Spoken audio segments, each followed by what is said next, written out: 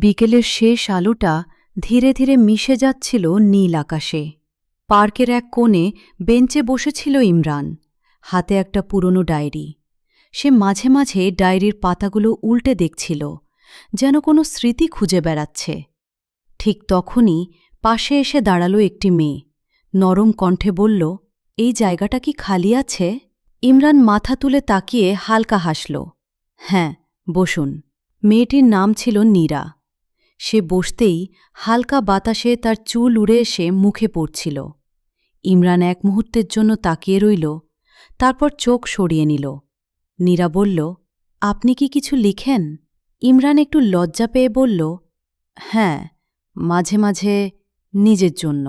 আমাকে একটা শোনাবেন? নীরা জিজ্ঞেস করল। ইমরান কিছুক্ষণ চুপ থেকে ডায়েরির একটি পাতা খুলে পড়তে শুরু করল। একটা অসমাপ্ত ভালোবাসার গল্প। নীরা মন দিয়ে শুনছিল, তার চোখে যেন অন্যরকম এক অনুভূতি।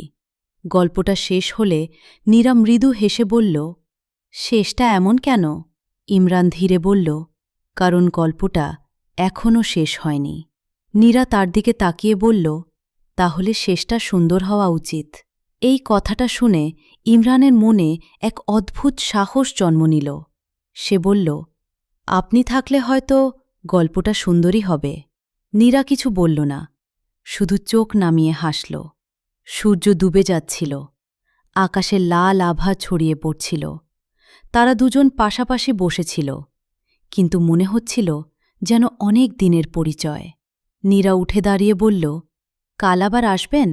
ইমরান বলল, আপনি এলে অবশ্যই আসব। নীরা হাঁটতে শুরু করল, আর ইমরান তার চলে যাওয়া দেখছিল। তার মনে হচ্ছিল আজ তার জীবনের নতুন একটা অধ্যায় শুরু হল।